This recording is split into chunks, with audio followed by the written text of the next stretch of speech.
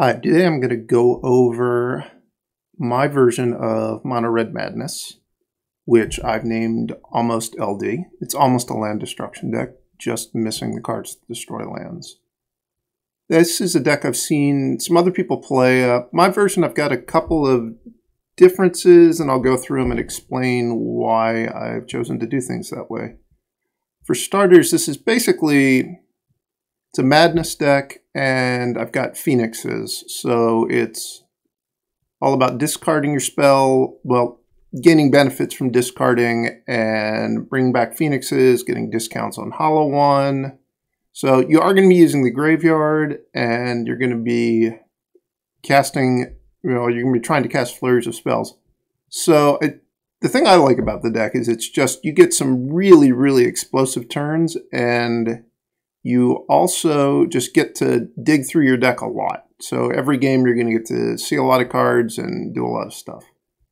For starters, in the 1-drop, we've got probably the best creature in Historic, Dragon's Rage Channeler. It fuels your graveyard and also hits pretty hard. Then Faithless Looting, also one of the best spells in Historic, one of the best enablers for the strategy. Blazing Rootwalla, which is a card some people might not have seen before. It's from Historic Horizons. It's Madness 0 is the key part of this card. If it didn't have Madness, it wouldn't be in the deck. It's not great, but it is a way to gain some benefit from discarding. Got a couple of crash throughs just to enable Arclight Phoenix, and then a Lightning Axe just as a removal spell that also gives you another discard outlet. Cathartic Reunion. Really powerful discard outlet, but only one copy because this deck isn't using the graveyard as much as other, like a strategy like Dredge would. Then here's another card that people sometimes don't play called Faithless Salvaging. It's sort of a worse version of Faithless Looting, but at times it can actually work out better. One way it can be better is if you don't have any cards in your hand, when you cast it, you just get to draw a card. So you can actually gain a card advantage from it. Also, because it has Rebound, you can use it to enable one spell on a turn where you're essentially not spending any mana. Also, it's an instant, so you can put Blazing Rootwallas into play at the end of your opponent's turn. So this is a deceptively good card. Another card from Historic Horizons, or Historic Jumpstart, whatever it's called. It's from Modern Horizons, but it was in Jumpstart Historic Horizons, I think. Seasoned Pyromancer, which is just an incredible rate card. It's a discard outlet. It can come back from the graveyard for value. It's a perfect card for this deck. Fiery Temper, a Madness payoff. So this is, you're going to want to be casting this with the Madness ability almost 100% of the time in this deck. Bonecrusher Giant, which is kind of a weird inclusion at first. When this was a standard all-star, people were really interested in the 4/3 body first and foremost. In this deck, Stomp is the more interesting part of this card, which you're going to be playing both halves of the card, but it's in the deck because of Stomp. So Stomp gives you another cheap instant that'll help bring back Arclight Phoenix. But more importantly is this damage can't be prevented this turn part of the card, which matters a lot in a couple of Historic matchups. One would be if somebody puts the card Sarah's Emissary into play and gives themselves protection from creatures. Stomp gives you a way to win through that. Another way would be if someone gets the 9 lives Solemnity combo into play, you can use Stomp to break up that combo and win the game. So having just one of these in your deck to dig to can help a lot in that sort of matchup. Then we've got Arclight Phoenixes, which some people don't even play Arclight Phoenix in their Madness deck, which I think is a mistake. This deck is not as good at bringing back the Arclight Phoenixes as an Is It Phoenix deck might be. But it is part of what can be just some great draws. And also your deck, you can bring them back, but you're going to have to plan ahead if you want to bring them back. Because you're not just going to automatically be able to do it like you would if your deck was filled with Consider and Opt and Finale of Promise. One Ox of Agonas, which is just another way to get value from the graveyard. Really, really powerful card if you can get to escape it. And then here's another difference in my build, Hollow Ones, which I don't think most people play. There's a couple of things going for it. One is it helps feed into your best draws. Sometimes you're going to put Hollow One into play and bring back 2 Phoenixes on the 3rd turn. Something like that. It's also an artifact and a creature, which the artifact type matters for enabling Dragon's Rage Channeler's Delirium. And then one of the other things about this deck is, although it uses the graveyard, it's not that dependent on the graveyard. And part of that is because you have cards like Hollow One, so you can actually put a lot of power into play and have really explosive draws where you don't even care if your opponent has Rest in Peace in play. So this is a card that, by playing with it, you make the deck less one-dimensional. One thing I'll say about this card, though, is at one point it was in one of the best decks in Modern. This deck does not have enablers that were as good as the Hollow One decks in Modern had access to. So this deck, you can't get it into play on turn 1. The only way to get it into play on turn 2 is with Faithless Looting, and even on turn 2, unless you double Faithless Looting, you can't put more than 1 into play. So this is kind of a turn 3 play a lot of the time. But it's also nice because one of the easiest ways in Modern or in Historic to fight this deck is Anger of the Gods, and this lives through Anger of the Gods. Then we've got Basic Mountains primarily, and some Castle Embereth and Ramanop Ruins. One card that's missing from this deck is Den of the Bugbear. I think you just don't want your lands to come into play tapped.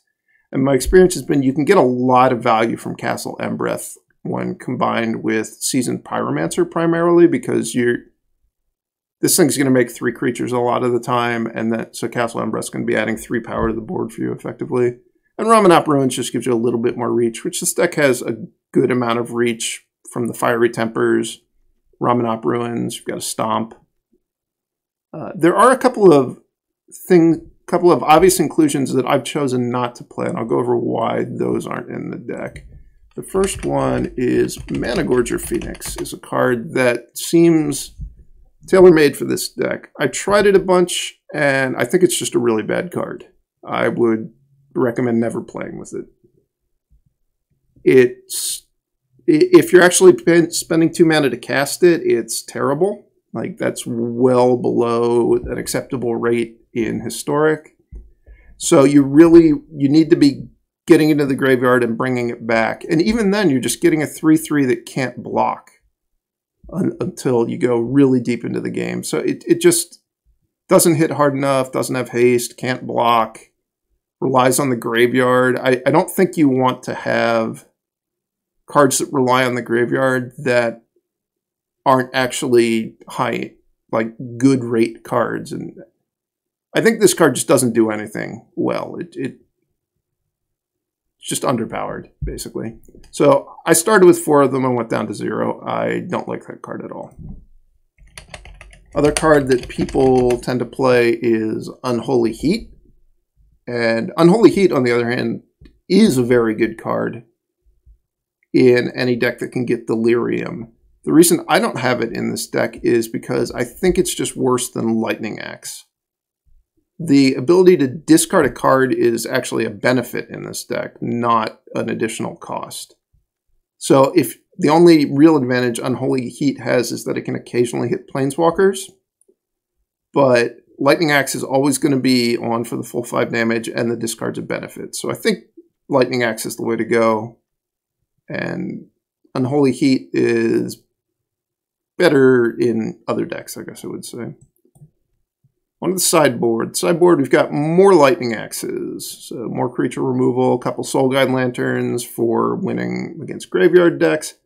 One thing I'll say is, against the graveyard decks, you want a little bit of this. You don't want to go crazy because the core of this deck, you are a synergy deck, so you can't dilute your deck too much with too many graveyard cards. That's why I've only got 2. 1 copy of Fry. I like this against Narset primarily, which isn't that popular of a card right now, but it is a really annoying card if it's sitting in play against this deck because it makes so many of your cards so awkward to cast. You can also use it to take out the fairies. There's 2 Chandras here, which I don't know why they're not next to each other, but they're not. This just gives the deck another angle, and it's just a powerful card. 3 more Bonecrusher Giants, which in the matchups where you really want Stomp, you can bring all these in. It's also part of a package that this deck, you can sideboard in the Lightning Axes, the Chandras, the Bonecrusher Giants, bring in 8 cards, and you can board into more of a creature control deck, like just controlling your opponent's creatures deck. And you cut down on your synergies a little bit, and you've got a lot of really efficient cards that do that. Goblin Chain Whirlers, mostly against the tribal decks, like if you play against elves. So occasionally they're token decks. This is probably one of the least important sideboard cards, just because it's not, the matchups it's good in don't happen all that much. Karizev's Expertise is another card that gives you an out to Sarah's Emissary or Elish Norn. If somebody's going to cheat a gigantic creature into play, this is a way to steal a win. And then some Rampaging Ferocidons, which are good against the various life gain decks. So like the Angels deck and the Heliod combo deck. Basically any deck that's got Soul Wardens or Prosperous Innkeepers in it. You're going to want a Rampaging Ferocidon. So that's the deck. I think it's pretty good in Historic. It was kind of held back by the blue decks being so good, but with the banning of Memory Lapse, maybe this deck can rise to the top. So I'm going to play a few matches and show you the deck in action. We'll play first. Excellent. All right, this is a good hand. I'm going to have access to a turn 2 Hollow 1 plus Basking Rootwalla, which will probably be what I'll choose to do. See what I draw for the turn. Blue-green, so I would, if I had to guess, I would say they're playing Merfolk. But it could be something else. Start Faithless Looting. It is possible that I could get to, I think it's maybe not even possible to get to Delirium, but I'm not going to think about it too hard. I guess it's definitely possible. All right, I think I'm going to discard one of the hollow ones. So I'm only going to be able to cast one this turn. Does that actually get me to Delirium? I guess I'm one off. If that Phoenix had been a land, I would be, or an instant, I would be on Delirium now.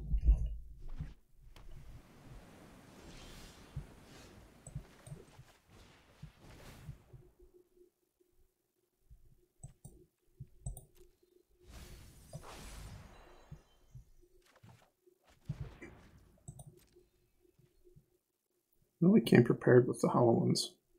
I think I'm not going to attack with Dragon's Rage Channeler in case they have Merfolk Trickster.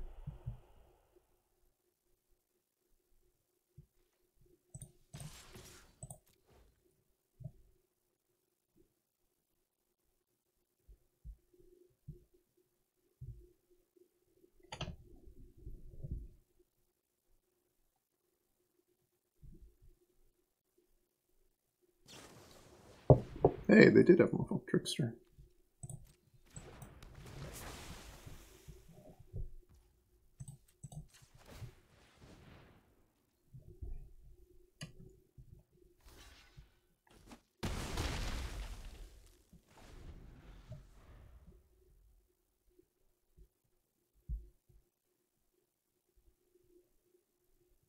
Land would definitely be a good draw. I could actually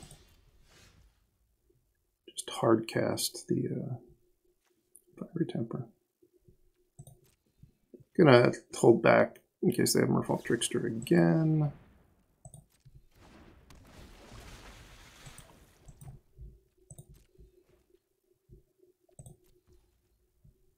See if I can draw a land. No. this is at least an instant I'm going to be able to cast, so I'll be able to turn on Delirium so this thing can start attacking soon. They're missing land drops as well. Let's see if they found one. They did.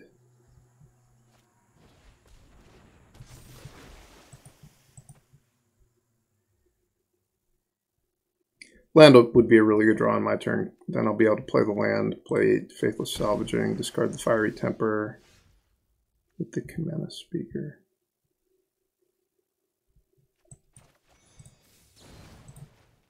My deck is not cooperating.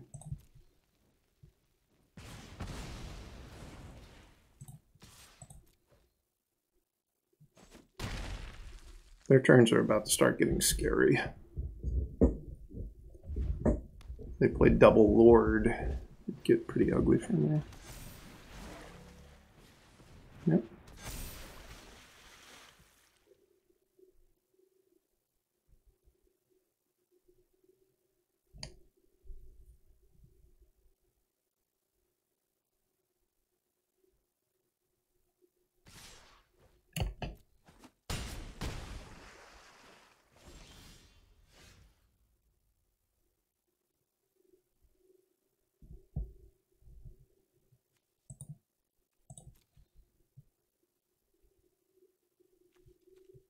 I'm going to kill one of the lords for sure.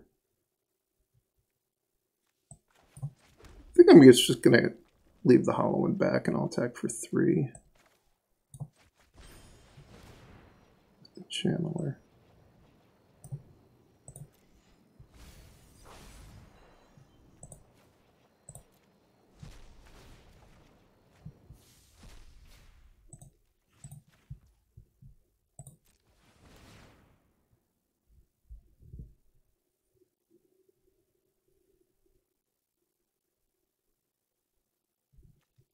Phoenix in my graveyard. Good do. Alright, I'm going to leave that on top then.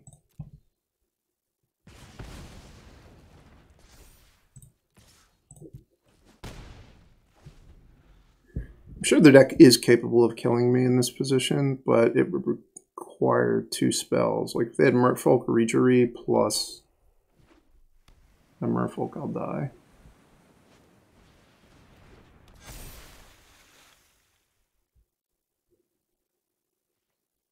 That isn't enough to kill me, and I should be able to kill them in the air.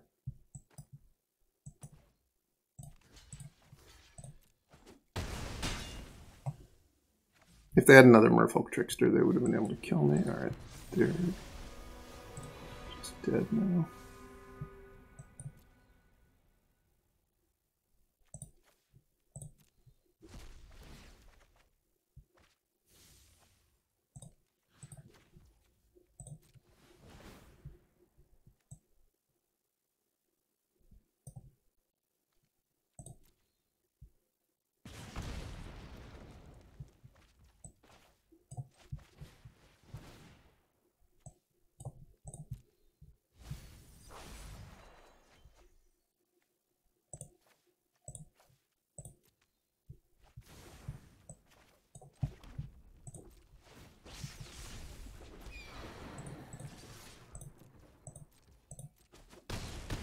It's a close game.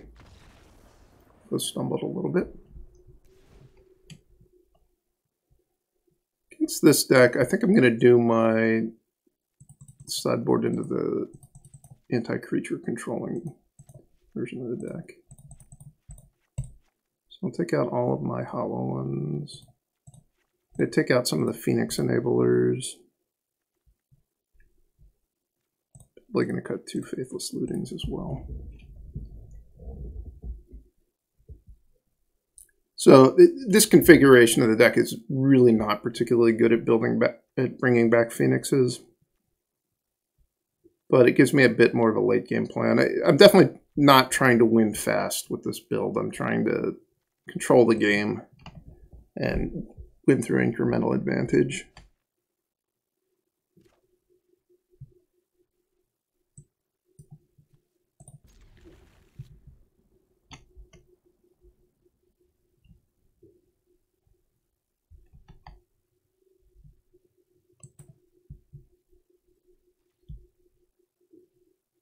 They're on a mull to 5.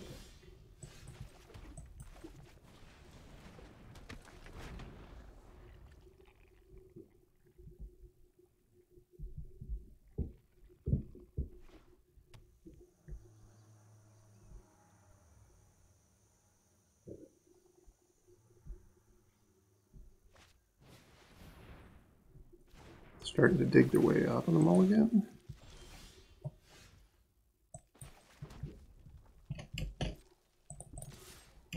I know they have a lord in their hand, so I wouldn't be able to block. I'll take this trade if they're willing to offer it, or if they're willing to accept it, given that they're on a mull to 5. Just trading resources is pretty good for me.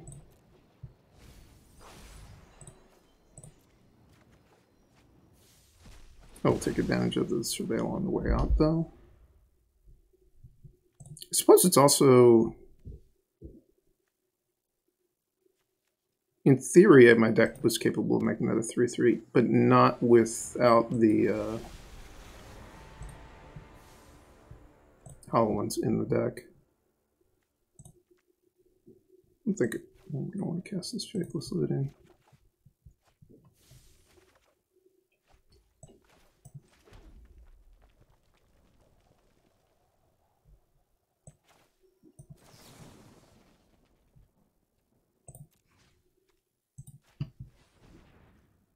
Fiery Temper was a really good draw.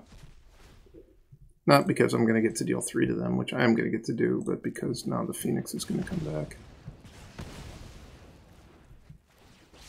Maybe should have kept the Faithless Looting in my hand just to guarantee that I could get the Phoenix back.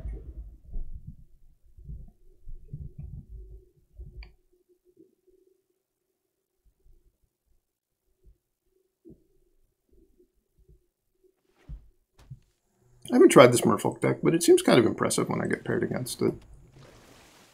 This Sphaloon of Sea and Sky is definitely a great card.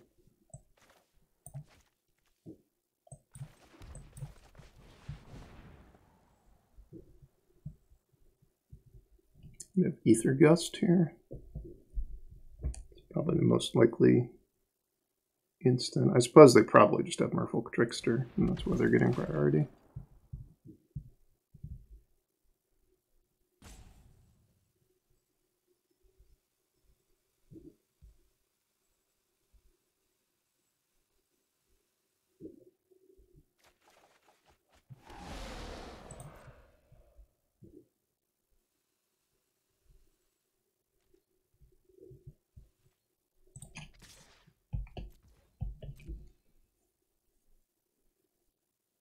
They wanted to, they could flash in a Trickster, remove flying, and block. But it looks like what they want to do instead is play Ether Gust.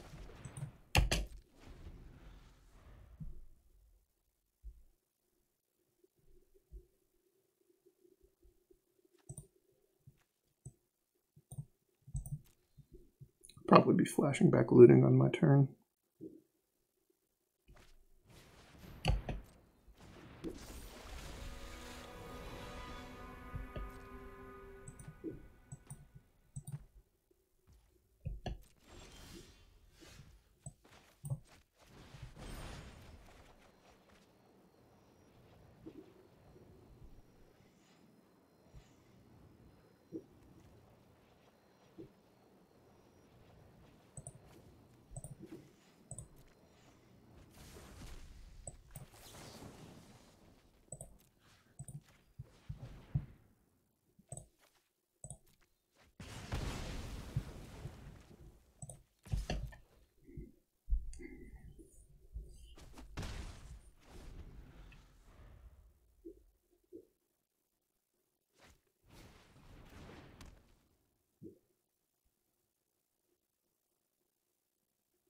Probably just need to pop this right away. That was a really good draw on their part.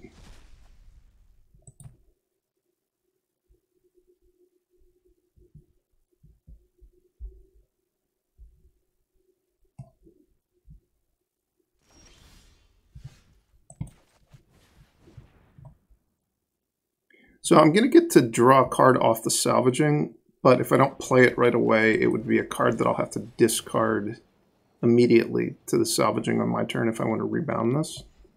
So I should probably surveil into something I can play, or something that I'm going to get a benefit from discarding.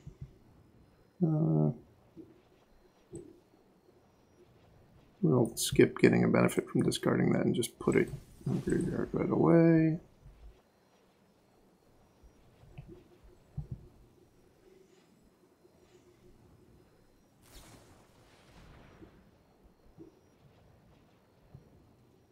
Sure.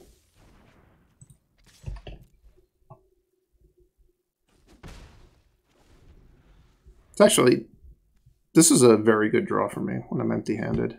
So I'm not sure if my opponent understood exactly how that card works. And that's the third copy of Svalloon.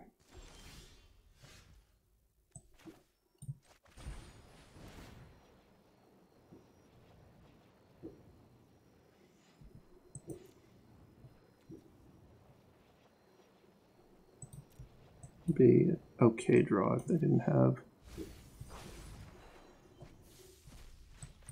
two more folks. Close might have Delirium, not that close.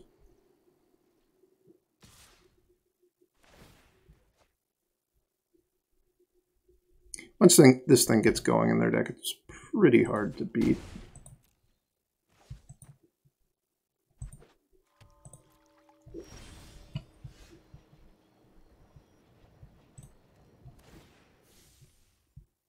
I don't have Collected Company.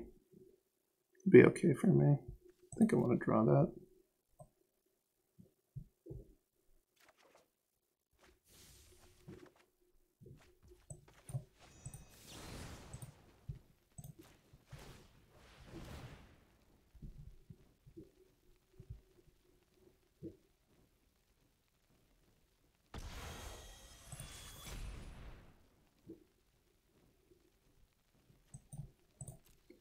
Well, I don't want to draw that.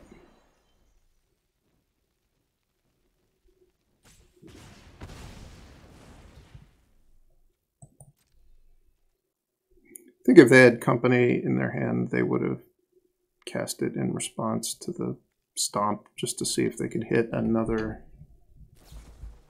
copy of the Lord.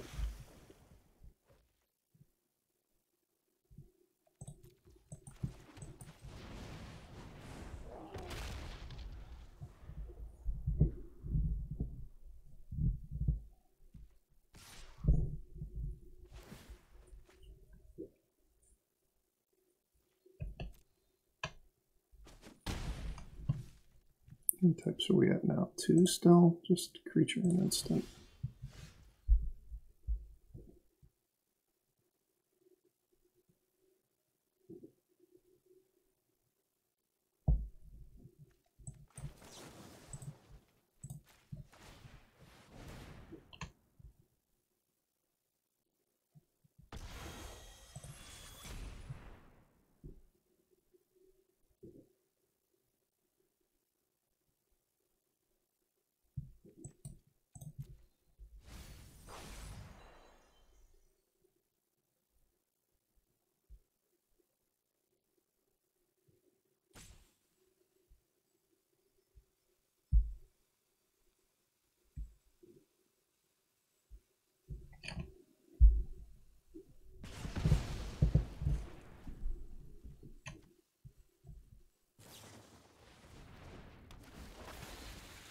So many tricksters.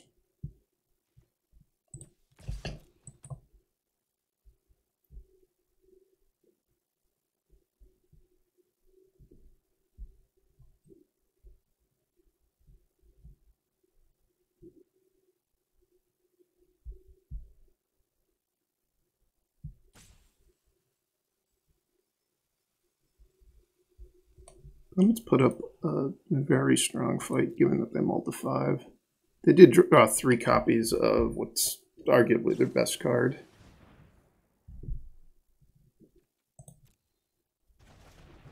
This is not a good card to have Ether Gusted. I'm just going to draw 2 cards. off of it. Is it time to start blocking a little?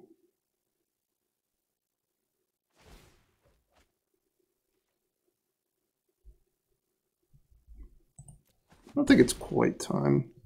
The 1/1s aren't completely useless, especially because of the Castle Embereth. I just draw into a land here, I'll be able to attack with them and activate Castle Embereth.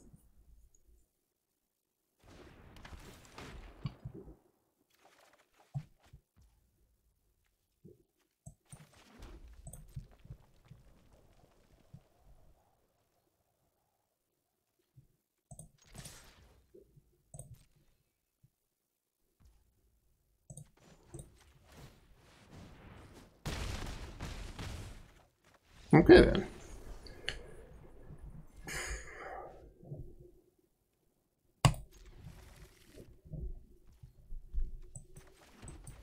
This is definitely a hand where I'm hoping to draw discard outlet.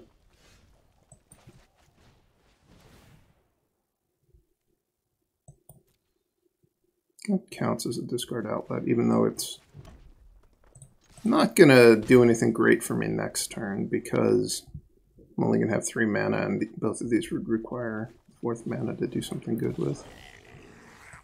So what should I do?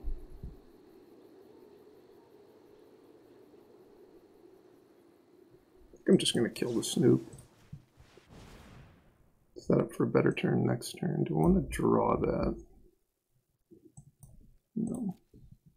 The benefit of drawing it is it would be a card, a non-land that I could get a 1/1 off of, but I think it's better to just dig for more things. Also, I'm going to have instant sorcery creature, and then I'll discard a land next turn, so this will be a 3/3 flyer. Should be pretty good. Or it won't be.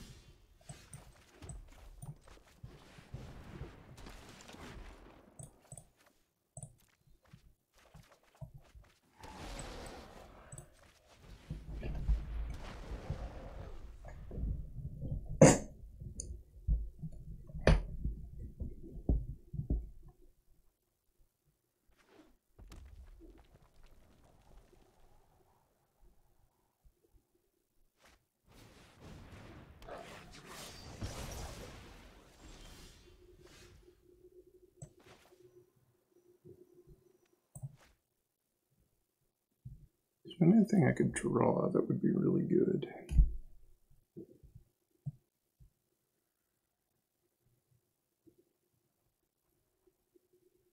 guess Faithless Looting might be a reason to do this before combat.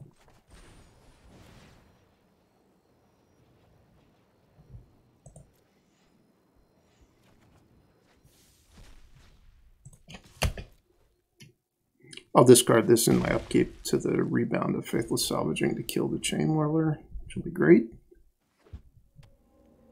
And I'll be 2/3 of the way to getting back a Phoenix.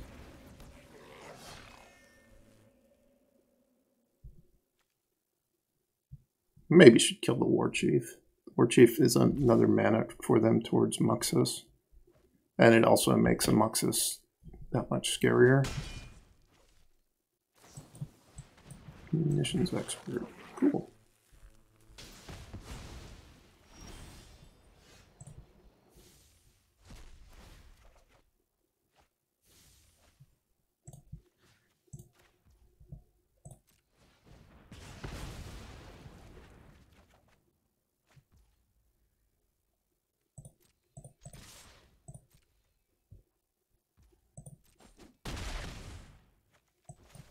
I'm going to hold this land in my hand in case I draw Faithless Looting.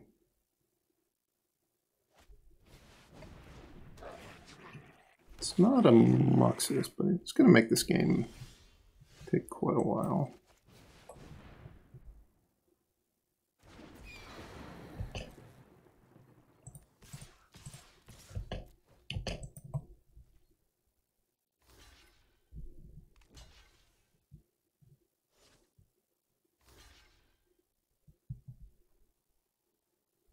haven't seen this build of goblins before, but Munitions Expert and Sling Gun Lieutenant are both good cards. So that makes some amount of sense.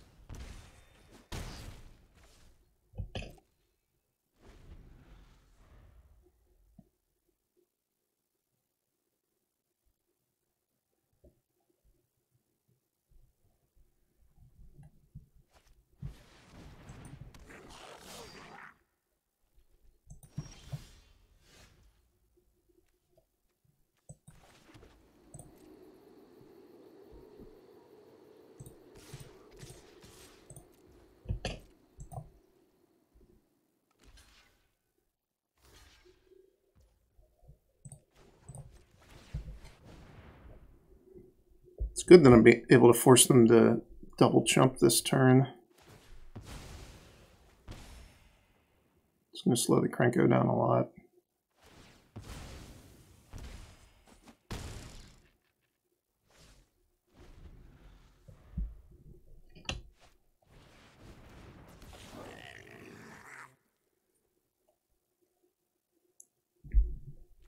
Oh, they hit a 1-mana goblin. That might spell the end of the game for me. They at least aren't going to be able to flash in Munitions Expert. But I probably can't win anymore.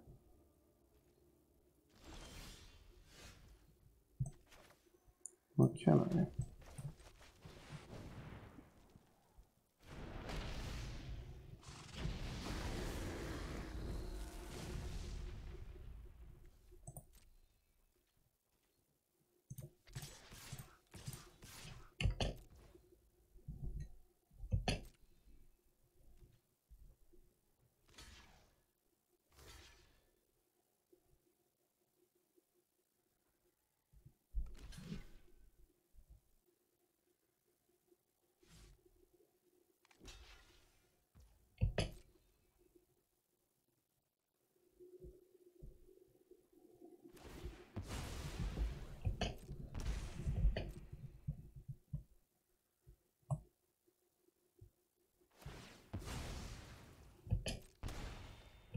I'm at 9. They're going to play 2 more goblins.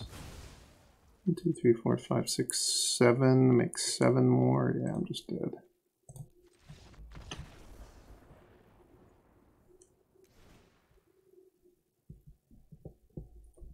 Okay.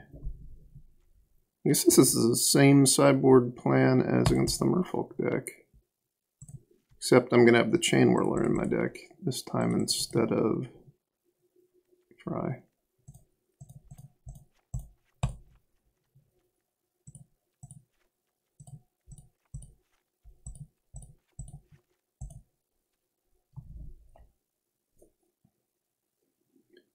Muxus is going to be pretty scary, but I don't really have a good answer to it. I suppose the other option would be, especially on the play, to just not sideboard as much and try to just be more explosive. That might actually be a better idea. You want the Chain Whirler and the Lightning Axes for sure.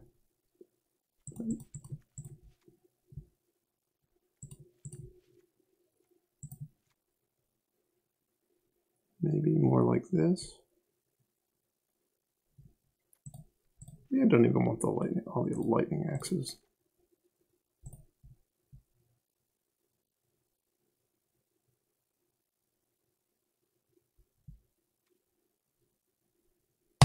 Let's try this. I think on the draw, I'm going to sideboard into the more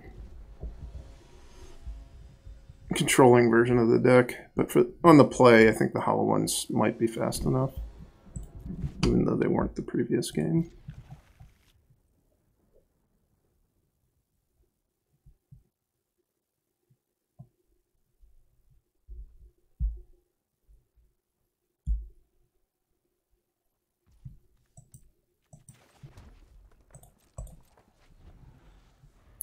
Probably play the looting on turn 2 to make the hollow one. We'll see when I draw.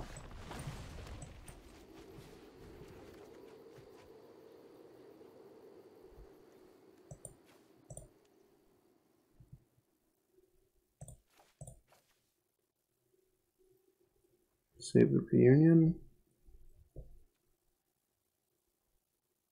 Definitely going to discard a land, and I think the second hollow one really isn't very exciting.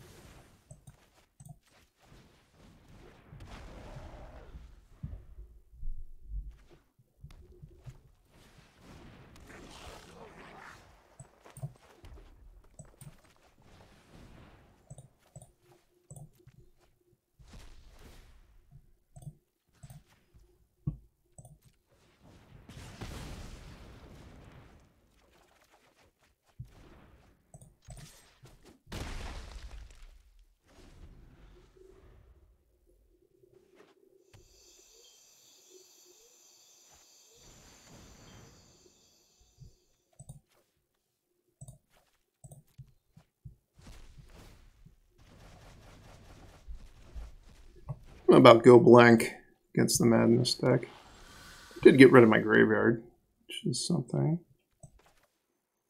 I'm just going to deal max damage. Play the Chain Whirler this turn. It'll look a little bit foolish if they play a Sling Gang Lieutenant. But if they don't have a Sling Gang Lieutenant, they're going to have to jump block. Alright, it looks a little foolish.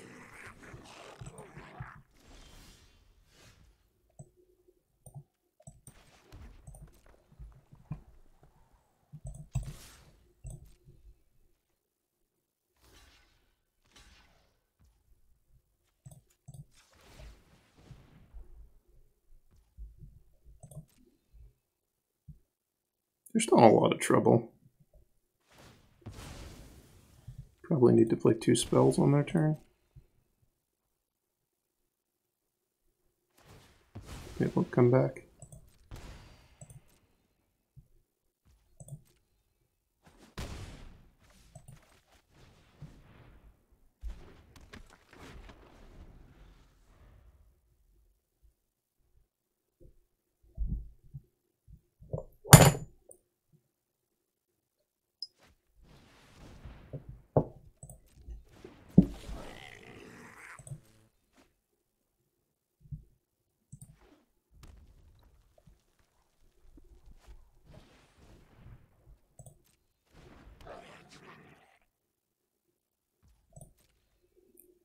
That was a pretty good turn for them. Maybe not quite good enough, but definitely pretty good. I'm going to attack with everything because of the Castle Embereth, meaning that the Dragon's Ridge Channeler will trade with the Ringleader at worst.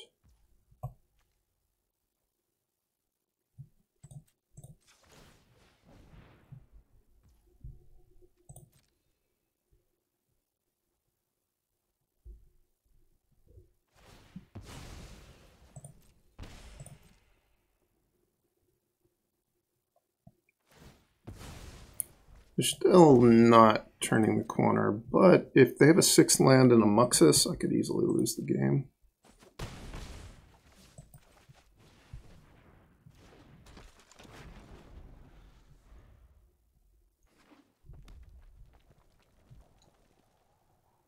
There's the 6th land, no Muxus. Snoop plus Krenko. It's not great for me.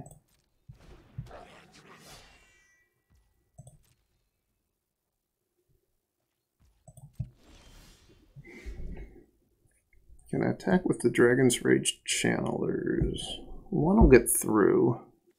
One will get blocked. That will force them to block with the Slingling Lieutenant. I think that's fine.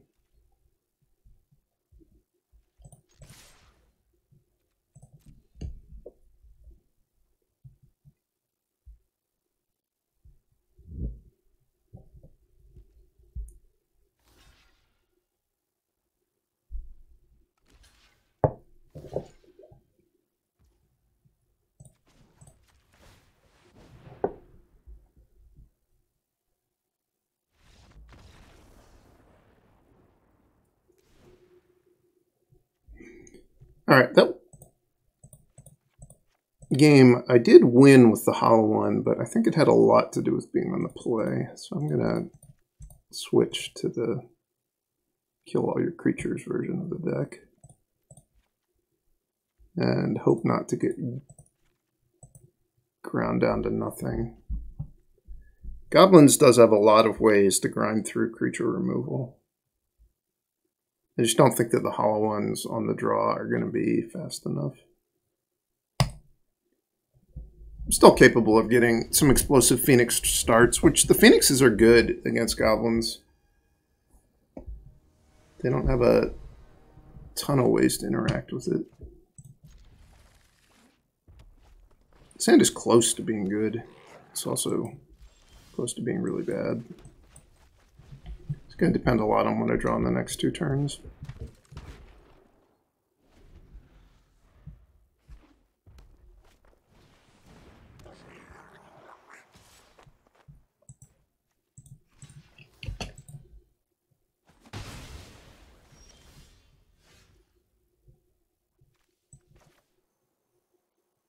It's pretty important to, in this deck, if you're going to play Faithless Looting, you want to have a mana untapped in case you draw Fiery Temper. Like this.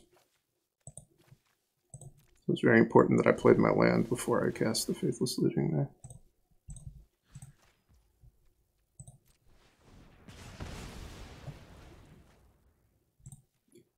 Assume I'm going to get hit by Go Blank this turn.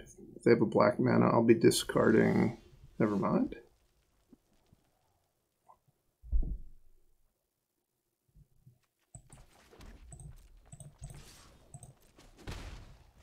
Going to discard the Phoenix and the Faithless Looting. I'll probably wind up getting up to 5 mana and just playing the Ox at some point this game.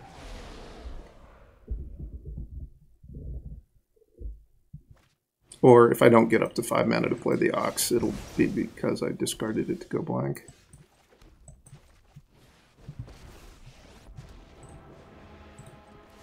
I'm the best fire starter there is. Oh, yep. Your plan I'm not going to attack because of Goblin Ringleader and Goblin Warchief. I want my Chandra to live if at all possible.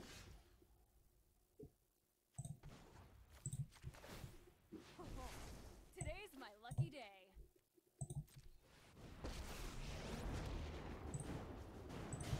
You want to play with fire, huh?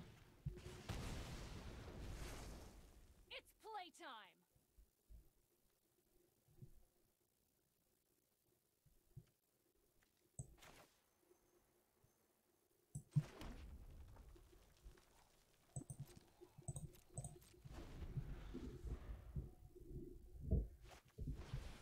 They obviously don't have black mana, or they didn't.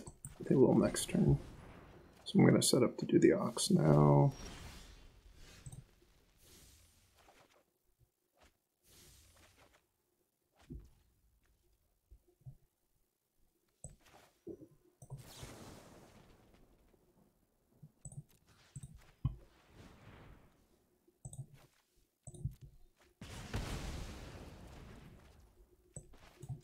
I think I want to do the Ox before the Chandra Plus, just because this way, if I want to make mana from the Chandra, I'll be able to. That's what I want to leave in my yard. Doesn't really matter a whole lot because I'm going to be hit by Go Blank next turn.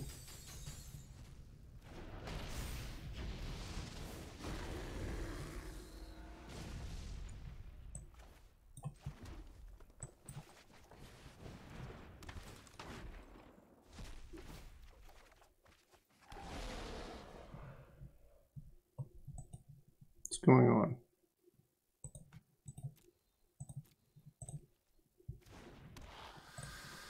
I did want the mana, so I'll cast this Dragon's Rage Channeler instead of dealing 2 damage.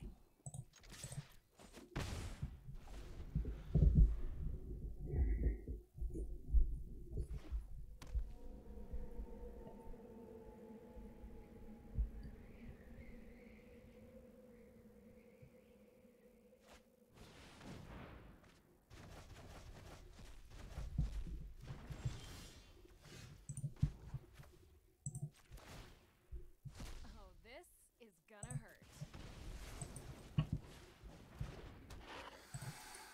Blazing Root Wall is enough of a blocker to keep the Chandra safe.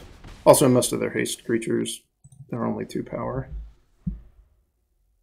They would need multiple hasty goblins, I think.